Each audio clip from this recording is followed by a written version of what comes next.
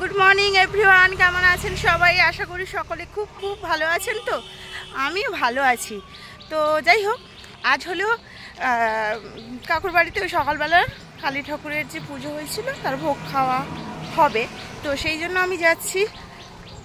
তো আর মা মেয়ে সব পেছনেই আসবে। আমি আগে থেকেই স্নান টান করে ফ্রেশ হয়ে বেরিয়ে চলে এসেছি। রাত্রেবেলা তো সেইভাবে সবার সাথে দেখা হয়নি, কথা হয়নি, আমি তাই সকালবেলা তাড়াতাড়ি একটু বেরিয়ে চলে এসেছি। তো যাই হোক, ভিডিওটা দেখতে থাকুন, আশা করি ভালো লাগবে।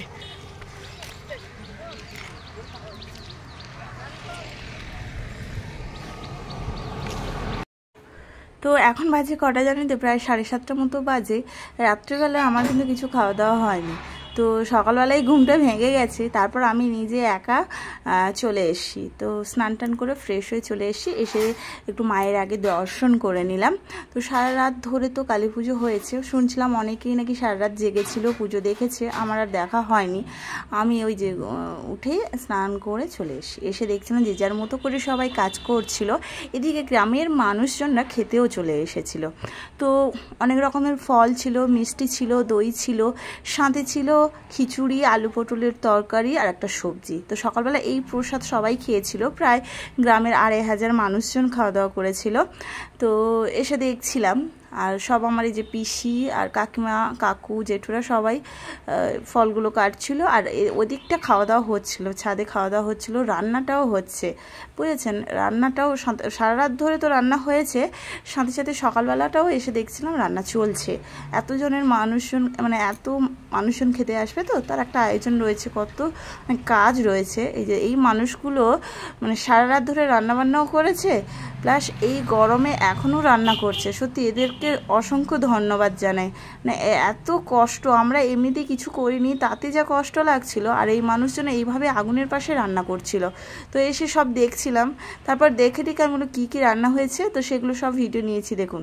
এদিকে রয়েছে এই যে পায়েস ছিল, তারপর আলু পটলের তরকারি ছিল, তারপর সবজি ছিল, চাটনি ছিল, আর খিচুড়ি ছিল, তো সব রকম, আর অনেক রকম ফলও ছিল। তো সেই কাকিমাদের বাড়ির ছাদেই খাওয়া দাওয়া চলছে। তো সেখানে চলুন, সেখানে দেখা যাক কি হচ্ছে। তো এখানে তো দেখলেন নিচেও রয়েছে, আবার উপরে সব নিয়ে এসছে। তো এখানেই পাশে খাওয়া দাওয়া চলছে, তো এখানে নিয়ে রেখেছে, এখান থেকে দিতে সুবিধে হয়। এই যে দেখুন কত মানুষজন খেতে বসেছে। তো এখন বাজে এই 7:30টার মতো। তো সবাই বলছিল 7টা থেকেই শুরু হয়ে গেছে, গ্রামের মানুষজন খেতে চলে এসেছিল 7টা থেকে। তো প্রায় 7টা থেকে 12টা পর্যন্ত খাওয়া দাওয়াটা এইরকম চলেছিল। তো ধাপে ধাপে সবাই আসে, তারপর খাওয়া দাওয়া করে। তো বেশ একটা বড় আয়োজন করেছে, আর সত্যি খিচুড়িটাও খেতে খুব সুন্দর হয়েছিল। তখন আমি তো চলে এসেছি 7:30টার সময়, মেয়েও আসেনি, বাবা মা কেউ আসেনি, আর পিসিগুলোকেও আমি কারোকেই তখন দেখতে পাচ্ছিলাম না। সারা রাত ধরে অনেকেই ঠাকুর দেখেছিল, মানে পুজো দেখেছিল, তো সেই জন্য সেই পুজোতে দেখার পরে ওরা সব ঘুমিয়েছে। কার বাড়িতে কোন কাকু কোন দাদুর বাড়িতে গিয়ে ঘুমিয়েছে, তখন আর খুঁজে পাইনি। তারপর আমার মা বাবা আসার পর আমরা এখন এই যে খেতে বসে গেছি, আমি, আমার মেয়ে আর আমার মা। তো বাবাও ওপাশে খেতে বসেছে। তো এই যে কী কী ভোগ খাচ্ছে, এই যে দেখুন খিচুড়ি রয়েছে, এই পাশে আলু পটলের তরকারি রয়েছে, আর একটা সবজি রয়েছে। তো প্রথমে প্রসাদ দিয়েছিল, সেগুলো খাওয়া হয়ে গেছে।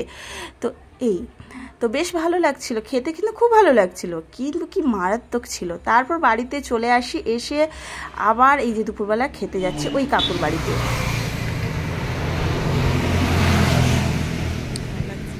তখন তো খিচুড়ি খেয়ে চলে এলাম। আসার পর আমার এত ঘুম যে আমি এখন 3:30 বাজে ঘুমিয়েছিলাম। তো ওই কাকুর বাড়িতেই দুপুরবেলা খাওয়া দাওয়া হবে। আর খিচুড়িটা খাওয়ার পর শরীরটা কেমন হয়ে গেল আমার, হয়তো অম্বল বা গ্যাস কিছু হয়ে গেছিলো। তো ঘুমিয়েছিলাম, মা মেয়ে বাবা সবাই চলে গেছে অনেকক্ষণ ধরে খেতে ওখানে। তো মা এই মাত্র ফোন করেছে, চলে আয়, সবার খাওয়া শেষ হয়ে যাবে, চলে। আমার একদম ভাত খেতে ইচ্ছে নেই, মানে খিদেই নেই, বুঝেছেন? আর আমাকে এই যে কাকু শাড়িটা দিয়েছে পুজোতে, সব মেয়েকে একই প্রিন্টের এই শাড়িগুলো দিয়েছে। কারো একজন কি দুজনের একটুখানি কালারটা আলাদা, বাকি সবাই এই কালার এই শাড়ি মানে দিয়েছে পুজোতে সব মেয়েদেরকে। ওর একটা খুব ইচ্ছে করলো, তো তো পুজোটা হচ্ছে কার জানেন তো? আমার যে দাদুর 4 ভাই, সেই মেজো ভাইয়ের এক ছেলে এই পুজোটা করলো। তো সেই বাবার বাড়ির কাছেই, তো এটাও সেই ওনার বাড়িও সেই মেন রাস্তার গায়ে।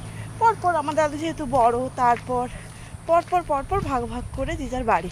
তো এই যে দেখছেন যেখানে গাড়িটা আসছে সেখানে ওই কাকুটার বাড়ি। তো একটু হাঁটবো, কিন্তু গরম পড়েছে, খুব মারাত্মক গরম পড়েছে। শরীরটা একদম ভালো নেই, বুঝেছেন? ভালো লাগছে না। খাওয়া দাওয়া কি, তারপর ওই খিচুড়িটা খাওয়ার পর শরীরটা যে কি খারাপ লাগছে আমার, শুধু ঘুম পাচ্ছে। গরমটা পড়েছে তো তাই হয়তো। এই যে আমার জেঠুর মেয়ে, ওর খাওয়া হয়ে গেছে, ভাত খাওয়া হয়ে গেছে, ব্যাস।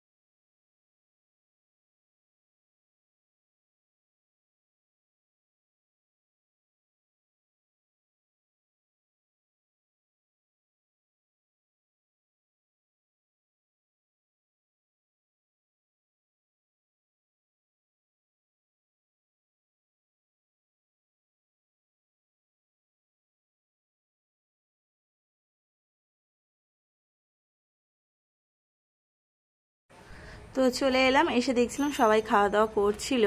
এখন এই প্রায় 3:30 4টে মতো বাজে। তো আমার মেয়েটাও দেখছিলাম এখনই খাচ্ছিল। ওরা যে কখন এসে সেটাও আমি জানি না, আমি তো ঘুমাচ্ছিলাম, শরীরটা একদম ভালো দিচ্ছিল না। তারপর এসে আমিও খেতে বসে গেলাম। তো আজকে শুধু আমি খেয়েছিলাম মাছের টক দিয়ে ভাত, গরমে না ওইটা দিয়ে খেতে এত ভালো লাগছিল। সাথে চচ্চড়ি ছিল, তারপর আলু পটলের তরকারি ছিল, আরও ভাজা ছিল। আজকেও প্রায় খাওয়া দাওয়া করেছে 500-600 জন, যারা সবাই মিলে যে খেতে দিয়েছিল কাকুরা, তো তারাও খাওয়া দাওয়া করেছে দুপুরবেলা। আমি তো আসিনি, আমি এইমাত্র এলাম, এসে এই যে খেতে বসে গেছি। তারপর সবার সাথে এই কথাবার্তা বলে নিয়ে বাড়ি চলে গেলাম।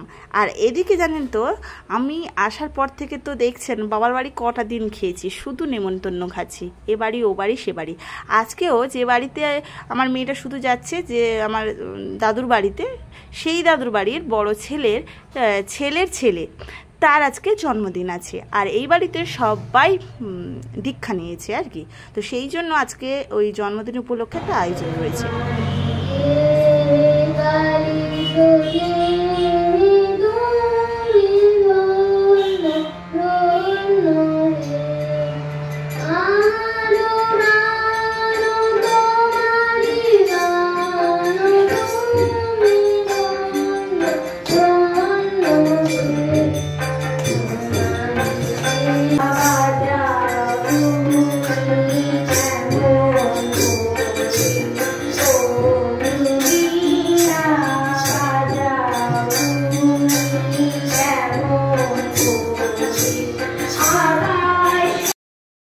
তো যে বোনটার সাথে আমার মেয়ের খুব ভাব, ওই বাড়িতে ওই জেঠুর বড় ছেলের তার আজকে জন্মদিন ছিল। তো সেই উপলক্ষে একটা আয়োজন ছিল। আর যেহেতু এই বাড়িতে সবাই দীক্ষা নিয়েছে, তো তাই জন্য একটা প্রোগ্রাম আয়োজন হলো। তো সেখানে আমার মেয়েটাও গান করলো। জেঠিমা সকালবেলা গিয়ে বলে এসেছিল যে তোর মেয়েটাকে আজকে গান করতে বলিস আমাদের ওখানে গিয়ে, অধিবেশন হবে আর কি, এখানে এটাই বলে। তো হলো, তারপরে এই যে কেক কাটা হচ্ছে, খাওয়া দাওয়া হলো। খাওয়া দাওয়া এখানে আমরা সবাই মিলে রাত্রে করেছিলাম।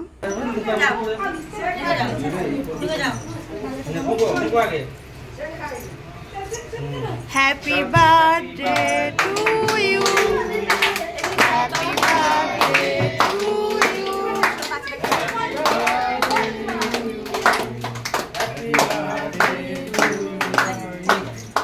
কি হলো?